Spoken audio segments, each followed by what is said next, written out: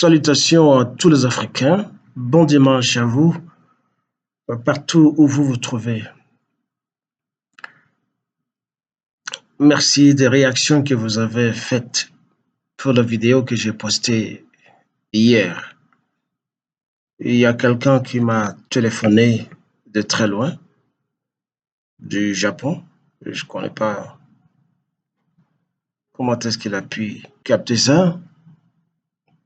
Il m'a donné une remarque disant que j'ai abordé plusieurs points, plusieurs thèmes à la fois. Et il a quand même apprécié la vidéo. Hier, euh, j'ai abordé un petit thème sur la ruée vers la terre d'Afrique par les Arabes, plus précisément les Libanais, qui se déversent surtout en Côte d'Ivoire, mais dont une portion y est depuis peut-être plus d'une 80aine d'années. J'ai un petit conseil à prodiguer aux frères et sœurs ivoiriens. Je m'appelle Jemadar Vibikil Kilele. Je suis de la RDC, c'est qu'on appelle la République démocratique du Congo, l'ex-Zaïre à l'époque de Mobutu. Beaucoup d'Ivoiriens sont fâchés. Une petite portion est contre ceux-là qui émettent des vidéos contestant l'avenue massive des Libanais chez eux.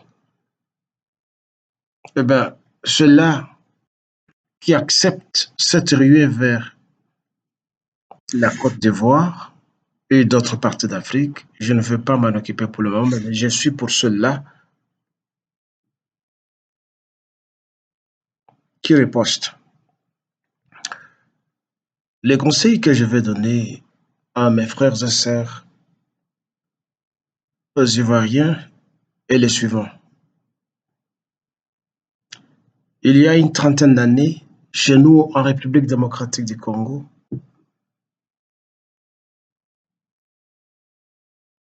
où règne la guerre.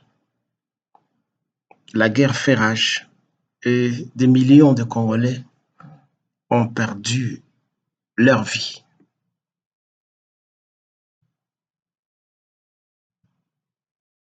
Les causes de cette guerre sont nombreuses et quand vous lisez les livres de notre confrère africain Charles Onana, qu'on a drainé à la cour d'ailleurs en France il y a si peu, il étale et il énumère la plupart de ces raisons. Mais une des causes de cette guerre, c'est l'erreur intentionnelle que le colonisateur belge avait commise d'emmener certains Rwandais en République du Congo de l'époque pour venir travailler dans des mines chez nous au Congo. Surtout que chez eux, ils fouillaient les exactions de la guerre tribale. Pour rappel, le Rwanda est peuplé de 3 tribus, les autochtones historiquement qu'on appelle les Tswa. Ailleurs en Afrique, on les appelle les pygmées.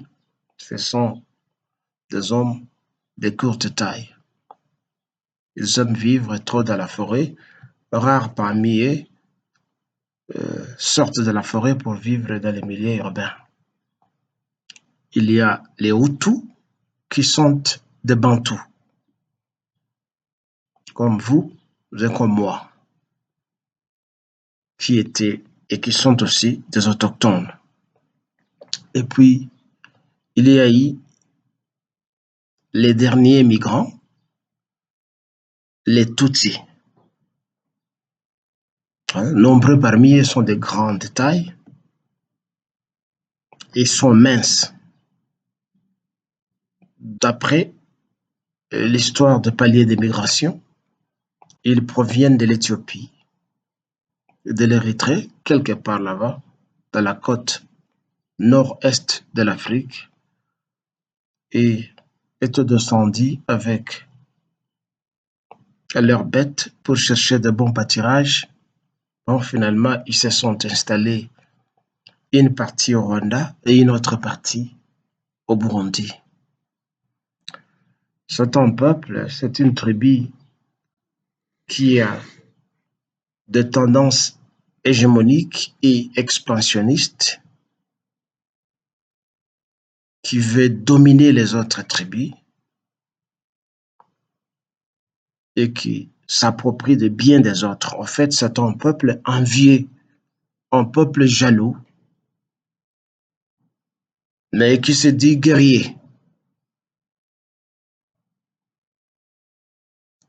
C'est avec ce peuple que les impérialistes font la romance politique et géopolitique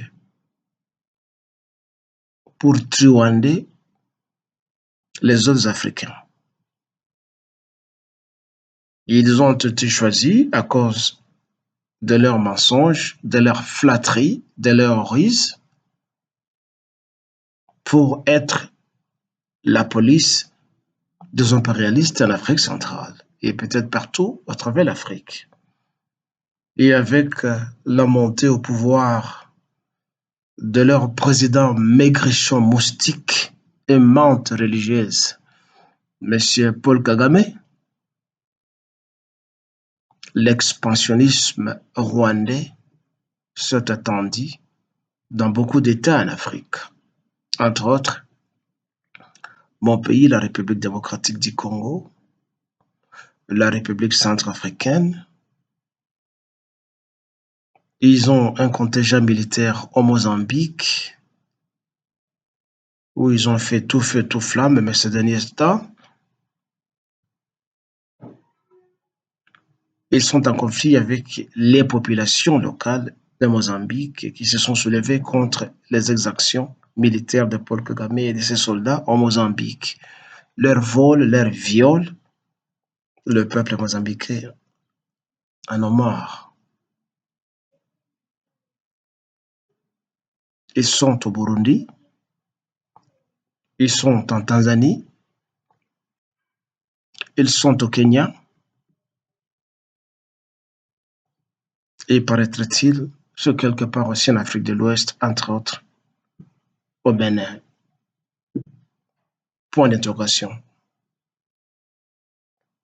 C'est un peuple nomade, un peuple d'éleveurs, un peuple nomade. Alors je disais donc, les colons avaient commis une erreur d'amener ces gens au Congo sans aucune forme formelle d'immigration.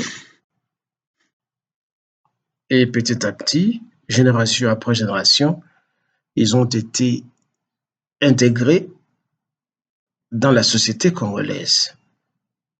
Et avec le temps, ils ont cherché à dominer la population congolaise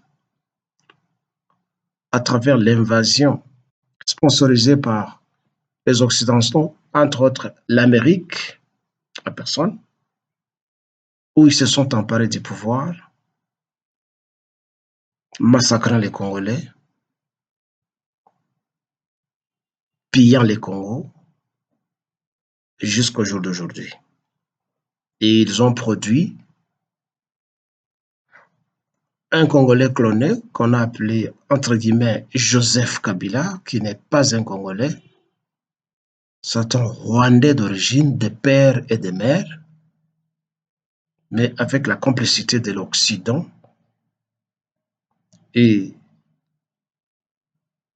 la corruption de certains Congolais, ils se sont imposés chez nous.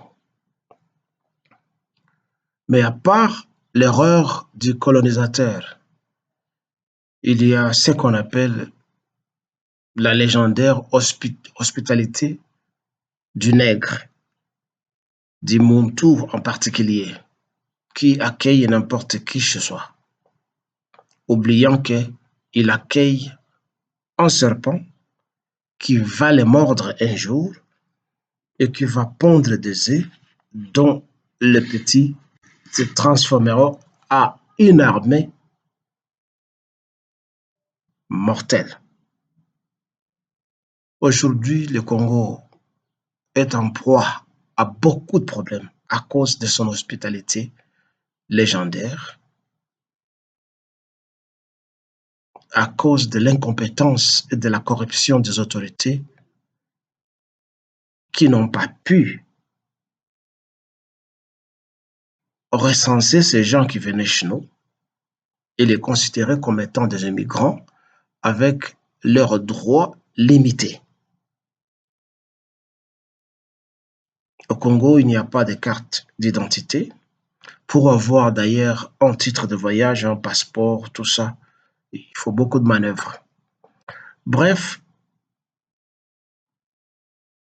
les conseils que je donne à nos frères et sœurs ivoiriens, c'est de s'en prendre aux autorités qui sont corrompues. Et en second lieu, de débouter dehors tous ces réfugiés libanais qui fouillent leur pays pour venir chez nous en Afrique. Ils doivent sentir qu'ils ne sont pas les bienvenus chez nous, sur nos terres ancestrales. Pourquoi ils fuient et viennent chez nous? Ils quittent leur pays à des milliers de kilomètres alors qu'ils sont entourés par des pays arabes avec lesquels ils pratiquent la même religion, l'islam. L'Iran est là, l'Irak est là, le Koweït est là, la Jordanie est là. Et quand vous allez en haut, vous allez rencontrer, je sais pas, l'Afghanistan, le Pakistan. Pourquoi ils ne veulent pas aller là-bas? Et ils viennent chez nous, les Africains, nous qu'ils déconsidèrent n'étant pas des êtres humains au même titre qu'eux.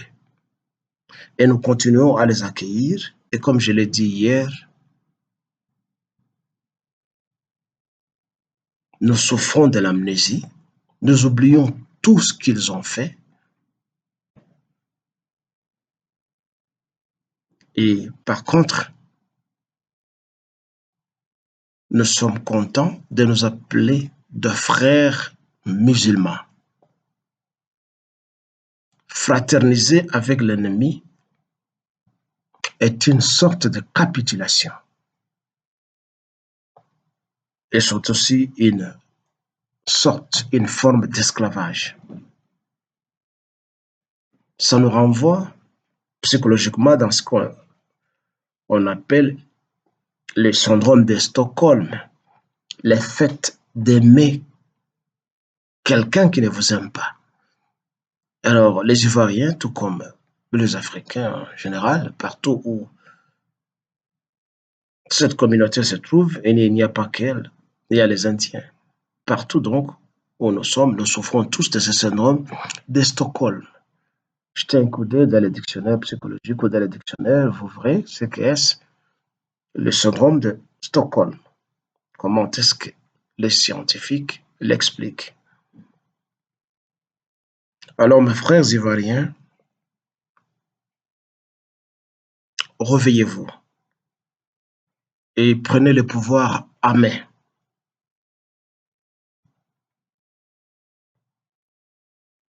En allant même à l'aéroport, tout le point d'entrée pour arrêter l'afflux migratoire de Libanais. C'est une très mauvaise communauté. Hier, je vous ai demandé de ne pas vivre dans la complaisance religieuse. Quelques confrères africains m'ont félicité pour cela, en disant qu'il est temps que nous puissions jeter le masque et de cesser de nous complaire dans le mal. Parce que c'est cette religion ou ces religions qui nous ont fait du mal et qui continuent à nous faire du mal n'ont apporté aucun progrès chez nous. Je vous ai donc demandé de déserter les synagogues. Je sais que peu de Noirs entrent dans les synagogues, c'est pour les Juifs. Déserter les églises, ainsi et surtout les mosquées, parce que l'islam et le christianisme ne sont pas des religions africaines.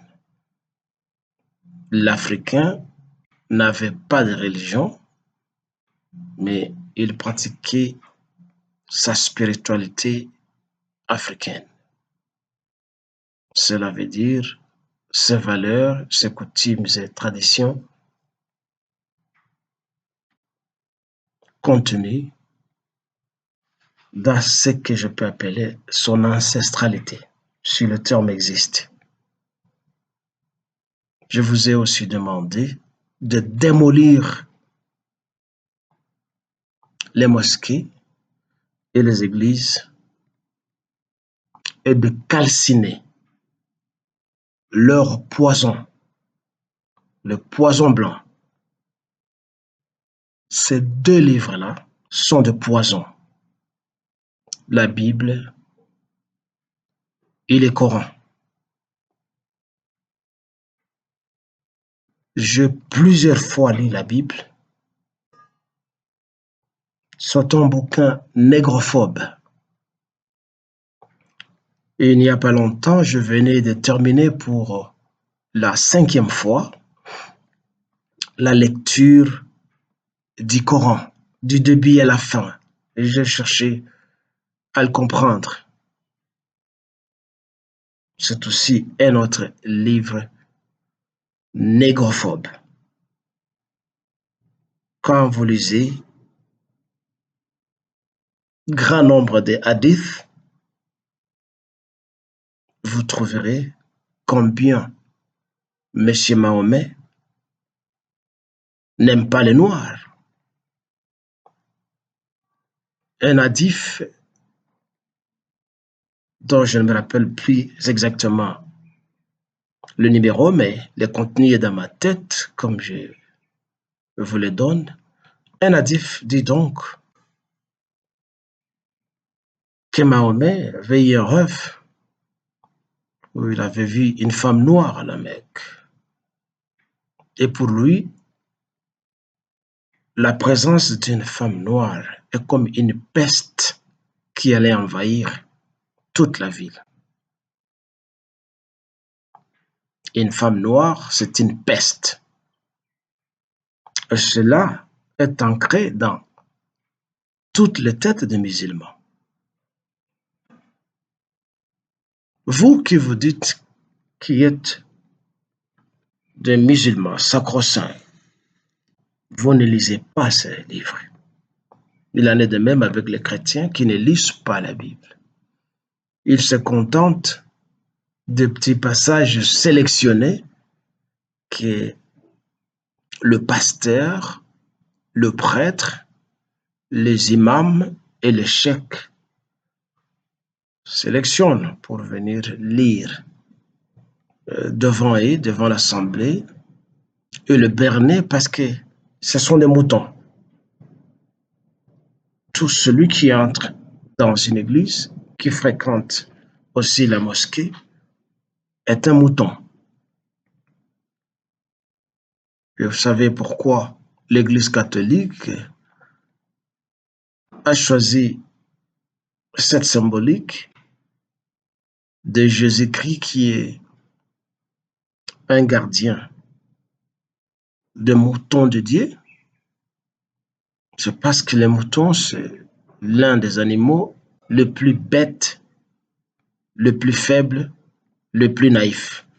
Ainsi, il y a des portraits de Jésus-Christ, n'est-ce pas, portant un agneau.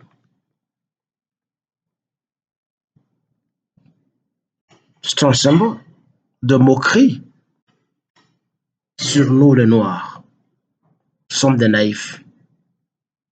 Les moutons, c'est un animal idiot, un animal qui ne raisonne pas, inoffensif et qui ne peut pas se défendre. Alors, je vous ai demandé tous de quitter les églises et les mosquées. Il y a beaucoup de choses à dire sur l'islam pour vous prouver la raison pour laquelle vous devez quitter l'islam et recouvrer les valeurs africaines. Ne me demandez pas quelles sont ces valeurs parce que les valeurs africaines sont dans toutes nos sociétés. Ne pouvez-vous pas vivre sans aller à l'église ou à la mosquée? Qu'est-ce que vous gagnez quand vous revenez de là?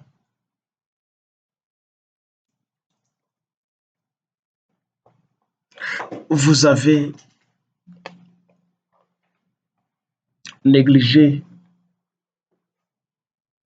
tous les événements ancestraux et vous vous êtes mis à célébrer les fêtes musulmanes, la tabaski, la ceci et celle-là, les ramadans.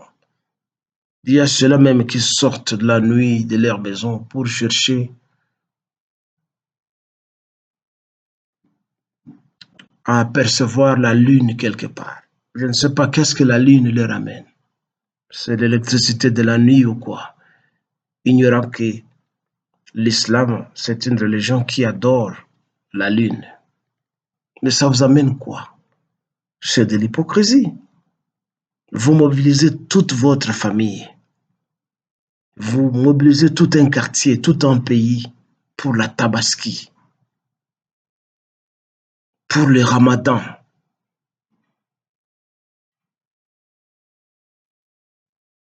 Vous allez même à la Mecque en tant que pèlerin,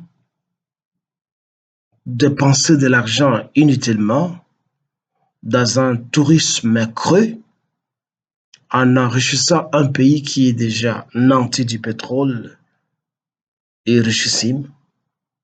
Et quand vous revenez, rien ne change dans votre vie.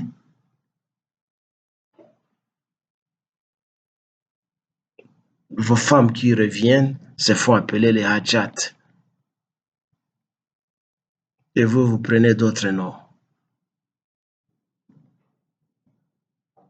Vous gagnez quoi dans tout ça? Vous, les Africains.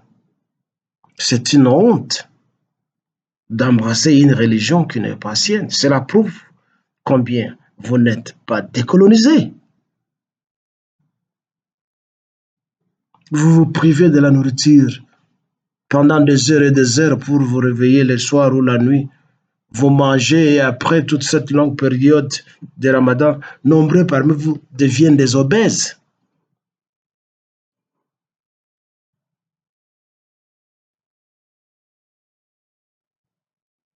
Ça, c'est une autoflagellation. Quittez l'islam. L'islam, c'est une religion méchante pour les méchants de méchants. Ce n'est pas une religion africaine.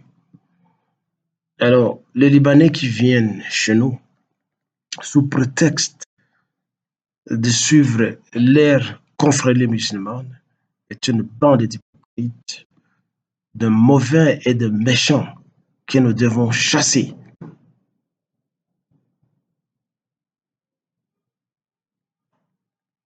Cessez donc de dire Alhamdulillah, Allah Akbar. Chaque fois qu'un chrétien s'exclame et dit Jésus, Jesus, Jésus, mon Dieu, mon roi,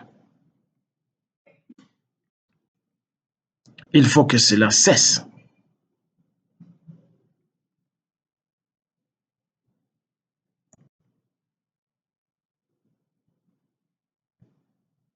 Allez en Libye, allez en Tunisie, allez au Maroc et voyez comment est-ce qu'on maltraite les Noirs. En Tunisie d'ailleurs, les Noirs qui meurent ont leur cimetière à part, pendant que les soi-disant blancs tunisiens ont leur cimetière. On ne sait pas ce qu'on devient après la mort. Dieu ne reçoit pas les Noirs. Il faut donc enterrer les Noirs ailleurs.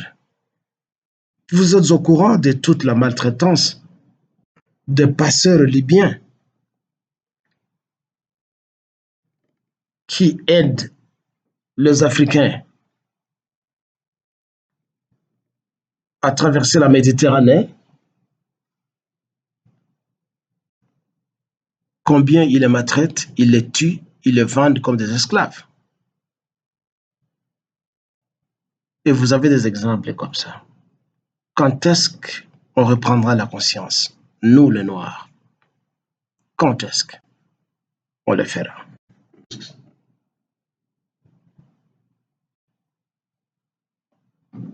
Continuez toujours à recevoir les Libanais et les autres Arabes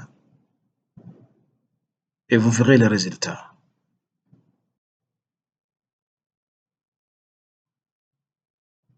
Comme ils viennent chez vous, ils finiront par s'emparer de vos terres.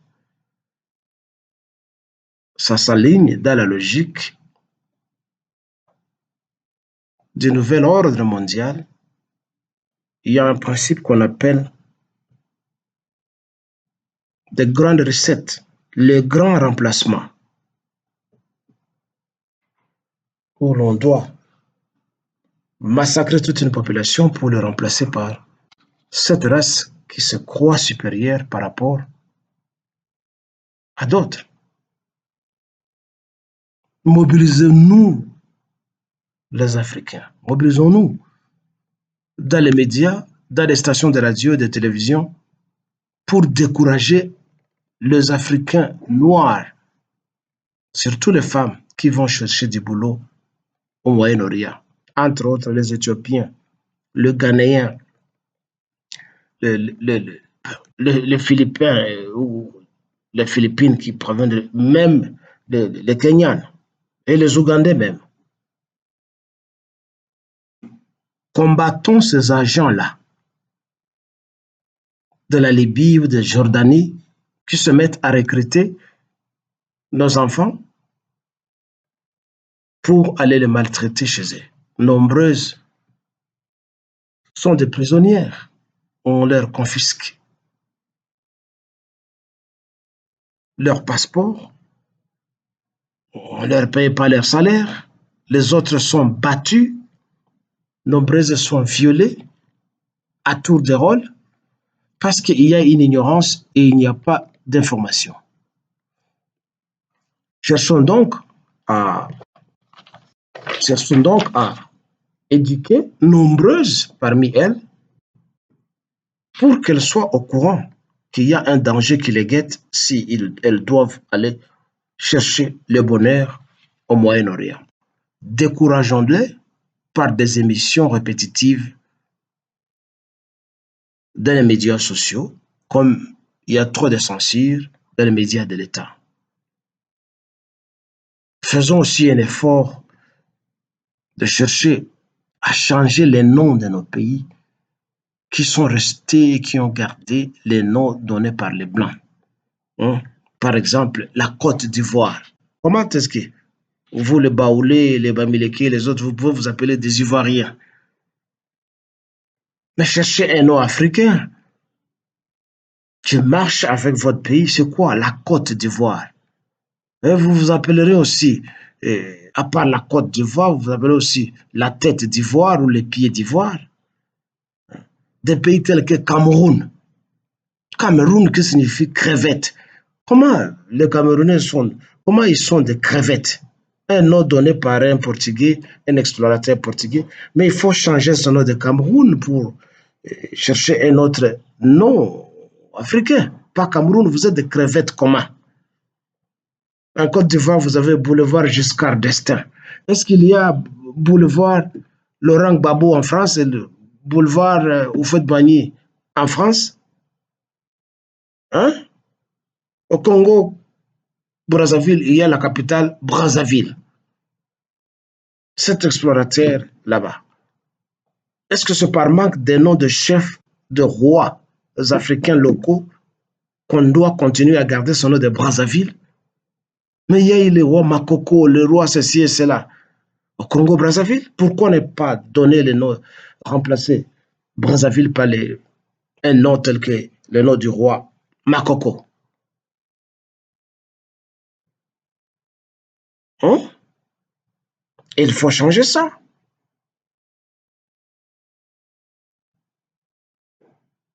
Vous allez au Gabon, il y a Franceville. Est-ce qu'il y a le nom de Gabonville en France?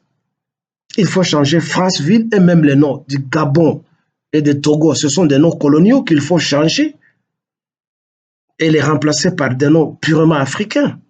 Et j'espère que vous m'avez compris. Et ceci, c'est pour l'Afrique de Lumumba, d'Ahmed Sékou Touré, de Ngarta Tombabay, de Muammar Kadhafi et de Thomas Sankara. Bon dimanche chez vous. Et faites attention à l'hospitalité légendaire.